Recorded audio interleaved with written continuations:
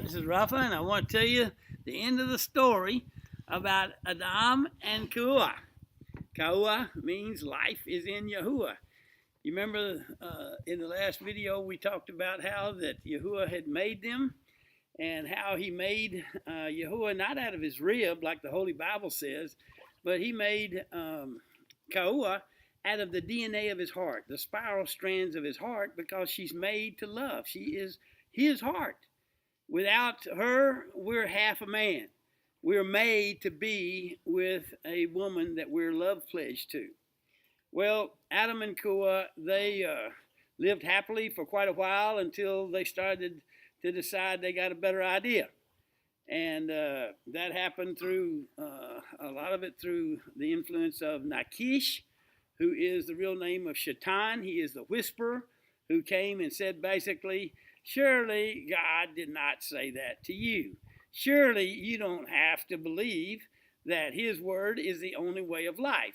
Now, one of the fundamental differences between the Garden of Eden story in the Holy Bible and the Garden of Eden, that means the delight is Yah, story that's in the Word of Yah, is this, that in the Babylonian Bible story, there's a tree of the knowledge of good and evil, as if that's evil to know the difference between good and evil. No, it's not.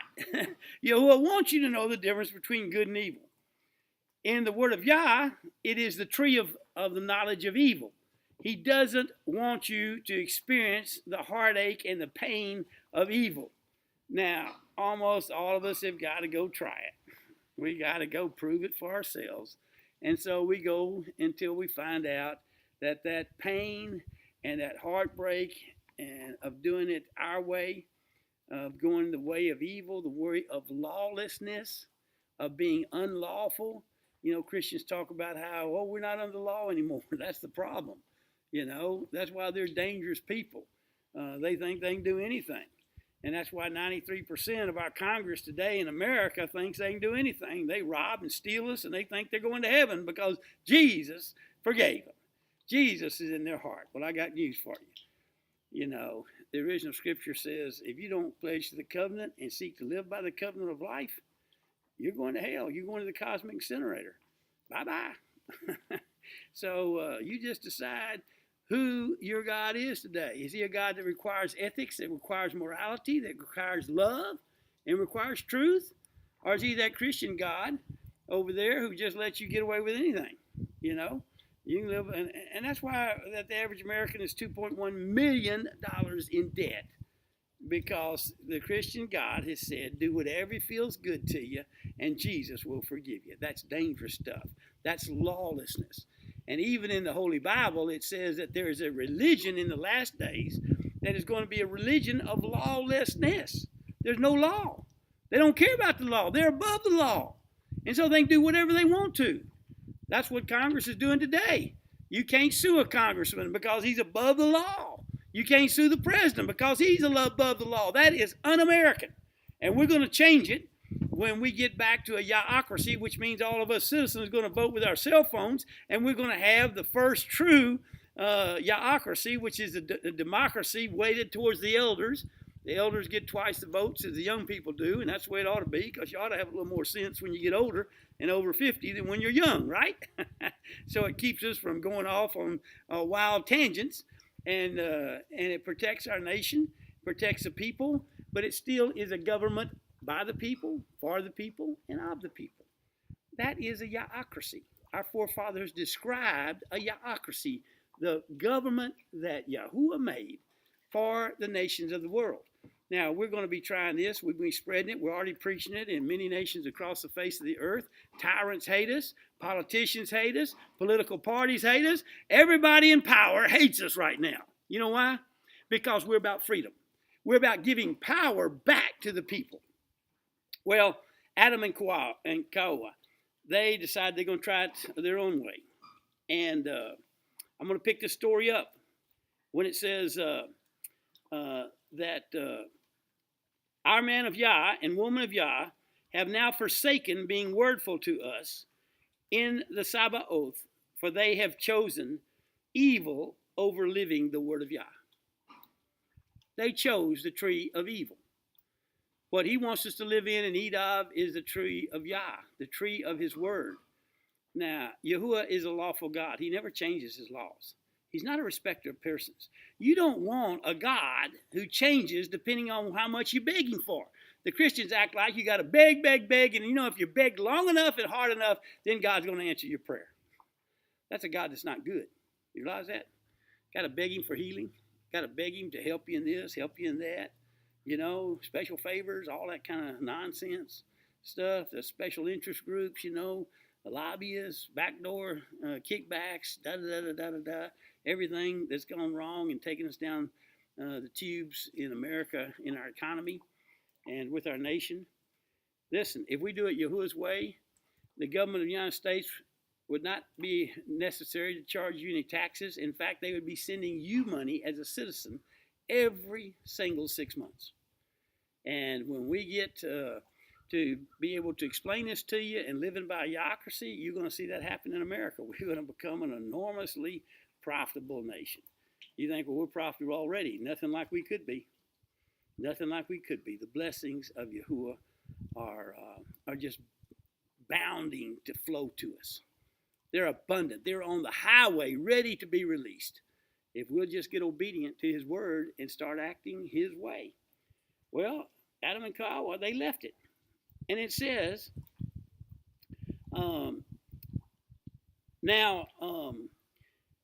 they must earnestly stretch forth their hands steadfastly to me and seek faithfully to take of the covenant of life and drink of Yahuwah the Savior in order to live again. They lost their life. They lost eternal life as our blood covenant family according to our word. And the Savior called out to Adam and YAHUWah many times to repent, but instead they separated themselves further from faith in Yahuwah, the Savior of all, and from each other.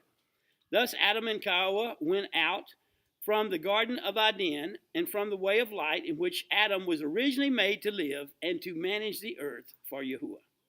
So Adam and YAHUWah drove themselves both away from Yahuwah and each other with their selfish thoughts and the wordless acts. Therefore, AHleleUW-YAH placed 2 cherubim with a shofar at the entrance of the Garden of Eden with the sword of his covenant word. Now, in the Holy Bible, it says pretty much the same thing. There's a cherubim put there with a sword, but the reason is to keep you out. I want you to listen to what it says here. There's also a cherubim with a shofar, and he has a sword of his covenant word, and it continually turns every way possible, seeking to show mankind the way back to the truth, back to the tree of life, and to any who will seek him. To those who will intently seek his original word, of such is the kingdom of Yahuwah. For Yahuwah sought to build his family in AHdamic, yet AHdamic existed only in the freedom of love. For AHdamic without freedom is no love at all. And so it forever was, and still is, and forever will be. So Adam and YAHUWah, as his pledged Isha, birthed many children, but their love soon faded, and they followed their selfish ways. And she conceived and gave birth to Cain, and she thought, I've begotten an Ish, even without YAH. We will raise him in our image, instead of the image of Yahuwah. They're going to raise him in their image, in their likeness. Well, pride filled their lives for their son. Any of you have had kids, you remember your first son. You can't help it. You feel proud of him, It's just your blood. And it says, as he grew up to 12 years old, but then Cain broke their hearts as the same selfish pride and arrogance he learned from them came out. In other words, the image they wanted to teach him in broke their hearts because it was selfish. It was all about them. Well, Adam and YAHUWah struggled greatly for many years, and often harsh words were spoken between them. Their love grew cold, and anger boiled hotter. You recognize any of this? They no longer spoke love with each other. And as they spoke and thought, so they became. And each felt alone in the world, and depression gradually came over them. And YAHUWah wished to die, for she saw only selfishness in Adam and felt no purpose of life. Adam saw no love also and wished to leave YAHUWah, for her anger had destroyed his love for her. Depression, loneliness, and darkness ruled over them both. And then they cried out to YAH, and he heard their praying. You know, when you finally get tired enough of all of the other stuff that you've tried, you finally get desperate enough to just cry out and say, now I'm ready to try it your way, God. Ready to try it your way if you're a student of his word, YAHUWah. And it works because he's loving. He's always willing to take you back and start where you are. Maybe some of you are right there where YAHUWah was, some of you ladies. So depressed, your heart's broken. The man that you thought was your knight in shining armor turns out to be a charcoal bag of, or perhaps just a bag of horse dung. You know, no more shining armor. Or maybe that beautiful woman that you married and now it's turned out to be a nag and somebody that you really you hate to come home to. No love left anymore. You've been there. Maybe this is your heart. You're crying out because it's broken. You know, YAHUWah is good. And he'll hear your prayer. And he will come and heal you if you'll let him. Here's what they did. Then YAHUWah spoke softly to Adam and taught him about AHdamic as a man of Yah. Finally, Adam's willing to listen. Before, he is too smart. He's too arrogant. Now he's finally willing to listen. And he said to them, gradually, Adam and YAHUWah remembered the former covenant words of YAHUWah, and then they both repented of breaking the laws of the covenant of life.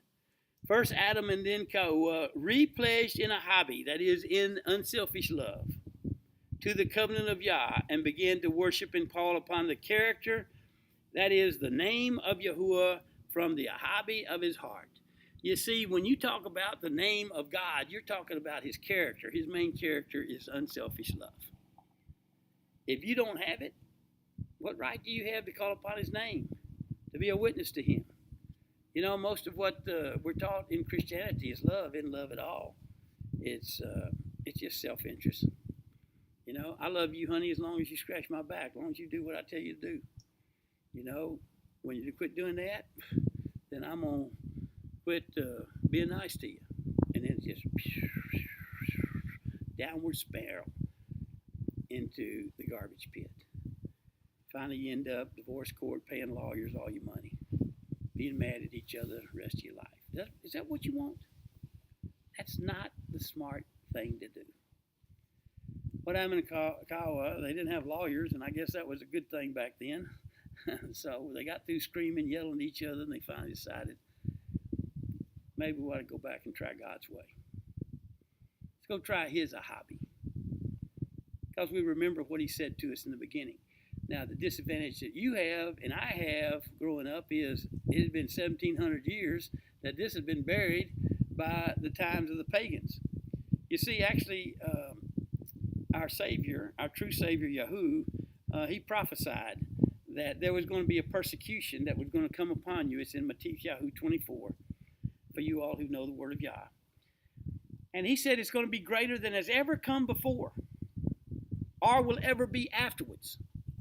That's a Christian church and Islam. They both came about pretty close to the same time. And they were pure deceptions. They deceived the earth. The most popular of all history is some form of Christianity, either the Catholic form or the Protestant form. No, the Protestants are just protesting Catholics. There's really not a whole lot of difference. They still use the same names. They use the same basic concepts, except that for the Catholics, the church saved you, or used to. They're kind of changing that now. For the Protestant, Jesus saves you, which is actually the biggest lie in history because it's become the most popular.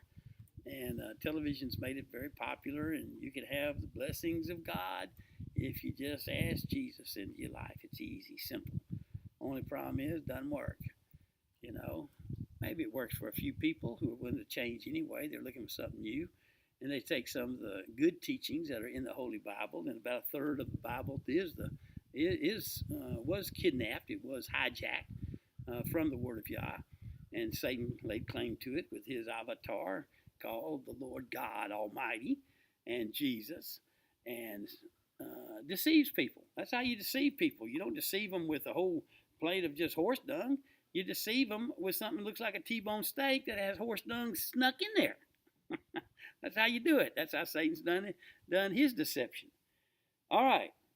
Then it says, first Adam and then Kawah repledged in Ahabi, that is in unselfish love, to the covenant of Yah, and began to worship and call upon the character and name of Yahuwah from the Ahabi of their heart. Here's where it works. You've got some love that you can give from your heart because he first loved us and he put it there. But you can't have the love of Yah, the AHleleUW-YAH, until you pledge to him, until his spirit fills your life and fills your heart. You can't really love your lovey. You can't love your husband until you get the love of Almighty Yah in your heart. And that's an unselfish love. It's a unilateral love. And it's a love that can't come from you. It comes from him. Well, that's what happened in their lives. And it says Adam spoke Ahabi anew unto Kawah, and repented to YAH, and returned to Kawah, and pledged his Ahabi to her. At first she could not trust his pledges, but with consistency she saw his faithfulness to his pledges, and her love for him from her heart began to return. Guys, don't expect a woman to change that fast. You know, her heart doesn't change overnight. It takes time. It takes consistency, especially if she's been hurt and damaged, and, she's got a problem with trust, which most women do. Why? Because they've been abused. They've been betrayed. Just think about it. It's going to take time to win her heart. Well, spend the time. It's just well worth it. Well worth the effort to win her heart again. After seeing steadfast faithfulness in Adam, she had healing in her life, and she repented and believed and returned to being YAHUWah. That is, the woman whose life is in Yahuwah. Her love was reborn from his Ahabi. Even a greater Ahabi filled their lives, and they lived in great joy again. And soon YAHUWah gave birth to Cain's brother Abel. The brothers both grew into strong men, and from 12 years old of age, each one pledged himself to the covenant of life, and at 20 years old they called upon the name of Yahuwah for their salvation.